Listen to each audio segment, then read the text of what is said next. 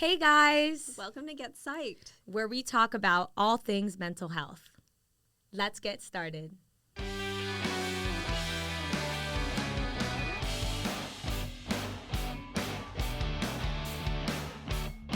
The following episode is a discussion surrounding the potential implications of artificial intelligence in the realm of psychotherapy and mental health. This has become a highly relevant topic in the media as of late, seeing many people hold differing viewpoints on how society and individuals would all be affected. Our goal is to be as informative and as honest as possible in our evaluation of AI psychotherapy. And it's important to keep in mind this is still a very new and developing field, with much more research and studies to be held on its overall influences. Today, we are going to be having on two highly respected academics, each who have been researching and writing about particular outcomes of tech therapy for the past decade. We'd greatly appreciate liking the video and subscribing if you enjoy our content. Our Patreon will include an exclusive extended version of this discussion that'll be in the description below. We hope you enjoyed the video. Welcome, Shery Turtle. So glad to have you on the podcast. Hi, thank you for having me. We've both read a few of your books and consider ourselves pretty big fans. It's been cool to see how some of your beliefs regarding technology have evolved with it and how you definitely seem to be more of a critical and concerned standpoint now than in some of your earlier writings. Yes, well, it's exactly as you said. My beliefs have changed as technology itself has evolved and how we've already seen it majorly alter our social world, mental health, and pretty much everything all around us without having been around too long. Well, as I'm sure you're aware, the topic at hand is the potential implications of AI becoming a more popular aspect of modern mental health services. Having read your most recent book, Reclaiming Conversation, I definitely assume you have a lot to say about this. I sure do. Okay, Shery, the floor is yours for you to briefly tell us about your thoughts and concerns regarding AI as a tool for mental health. Look, here's where I get concerned. When we start using AI as a substitute for human therapists, now that's quite troubling. I've heard stories of people turning to chatbots or virtual therapists because they're convenient or they don't want to burden a human with their problems. You stretch this out and you'll start to see children grow up relying on AI for emotional support or guidance, not developing the necessary skills to navigate complex social and emotional situations. AI in mental health care can offer tools and support, but it can't replace the empathetic presence of a real human in a field as sensitive as mental health. Just as a robotic seal can't provide the companionship a human caregiver can, AI can't offer the depth of understanding the empathy that's essential in therapy. When people feel like they are interacting with a machine, it can exacerbate feelings of isolation and detachment, which is antithetical to the goal of mental health care.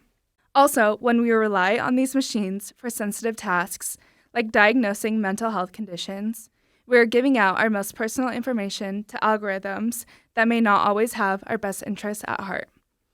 Technology is very convenient, yes, but we can't overshadow the importance of human connection in mental health care. Wow, Shery, so many valid points you just raised, ones that honestly went over my head at first. It's not looking so good for arguments in favor of AI. I think now's the perfect time to bring in our next speaker, AI Front and CEO and best-selling author of The Age of AI, Silas Quantum. Welcome to the show, Mr. Quantum. So happy to have you here. Hi, I'm happy to be here. Turkle, that was a cute little speech. Technology hater. Well, Silas, Shery here just made a whole lot of arguments against the usage of AI for mental health care. She made it sound so bad and scary. I bet she did. Is there anything you'd like to share about this? If so, the floor is yours. My, oh my, where to begin? Well, first, it's never going to be a question of should we use AI or not for this. It will be a question of how do we implement it effectively and ethically, and then we will get to see its benefits flourish equally throughout society. How refreshing to hear an opinion on this that's coming from someone who's a bit younger. I am younger. I sense we are about to be opened up to an entirely new perspective. Well, first, one thing I didn't overhear Turkle mention a word of was the accessibility and extreme minimal costs that accompany the prospect of AI-centered therapy. There are so many people out there that don't have access to quality mental health services, and there's so many people that don't have any access to those whatsoever. 2/3 of Americans in 2021, the ones that had a mental health condition, they were unable to access treatment, even though they had health insurance. And 1/3 of Americans in the same year, they cited that the reason why they stopped going to therapy was simply because the expenses were too high. Not to mention how she praised these human-led therapy services. What about all the shortcomings of modern therapy? Many studies show that there's a large portion of the people that go to therapy that actually don't really get benefits from it. And there's a percentage of people that actually experience negative outcomes. There's a lot of the population that, they don't feel inclined to join therapy. They might say it isn't for them. And a lot of the time, those are the people that need it the most. With a new, easy-to-use, modern version of therapy, we could get so many people on board with the idea of bettering their own mental health that otherwise wouldn't feel inclined to do that. It also is the case that therapists have a tendency to blend together different techniques, and this makes it very hard to follow which techniques actually can lead to good results. Not to mention, a lot of these therapists, they don't have the ability to truly analyze the feelings of their patient and break them down, and they can leave these people feeling like nothing more than an extended average conversation took place. And they can have such high expectations for the things that can be done in these 1 hour, once a week sessions that sometimes are, pushed even shorter by therapists. That is a really short amount of time. That is, it's not an accessible time frame. You might need to talk to someone, in the middle of the night at any point, and the restrictions on how we have it set up now are just extremely limiting. Now imagine, the population has 24/7 access to their own personalized AI therapist. And yes, Turtle, I said personalized, because these systems have the ability to know you better than any human therapist ever could. These details, they're far too complex. It could be able to track your mood and behavioral patterns over vast stretches of time and be able to pinpoint the causes and, tell you what the user's emotional state is in a way that, no human therapist ever could. And then after, it can provide tailored solutions that the AI has picked up, have been successful solutions for the user in previous situations. These computers, they're not run on the same systems as those mud servers you seem to love so much. They've become extraordinarily advanced computer systems that are just amazing, and they work with one goal in mind, and that's to better the mental health of its user. And with the prospect of AI-centered therapy, we could bring humanity into a golden age of societal well-being.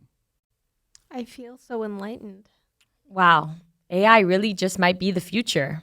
Great work, Mr. Quantum. I think you really just did a good job highlighting the accessibility and personalization that AI can offer, and that we can't just sit around and simply not use these great new technologies.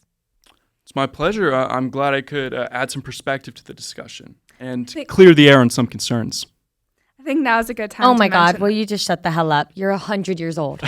She is so old. Well, we greatly appreciate both of you for joining us for this critical episode on AI and mental health, especially you, Mr. Quantum. It is my pleasure. Of course. Thank you. Wrapping up this episode of Get Psyched, I think it's essential to reflect on the diverse perspectives we've heard today. The conversations around AI and mental health care is undoubtedly complex, with some valid concerns but exciting possibilities. Absolutely. It's clear that AI offers potential benefits such as accessibility and personalized support. Check out this one user on Twitter who is certainly pleased with his AI therapist. Wow, good for him. It's crucial that as we continue to explore the integration of AI into mental health services, we are prioritizing ethics, accountability, and ongoing research to ensure that these technologies are used responsibly and effectively. Overall, we have concluded that AI can wildly outperform the limitations and biases that come with human therapies. We see that AI has the ability to account for many details and nuances of a person's psyche and is really able to pinpoint the causes of specific mental states. Well, that's all for today's episode. Thank you so much to our guests, to our special guests for sharing their insights, and thank you to our listeners for joining us on this journey. Remember again to like, subscribe, and share your thoughts in the comments below. Until next time, take care of yourselves and go check in with your AI therapist. Bye. Bye. Thank you to AI Front for sponsoring this video. AI Front, the future is here.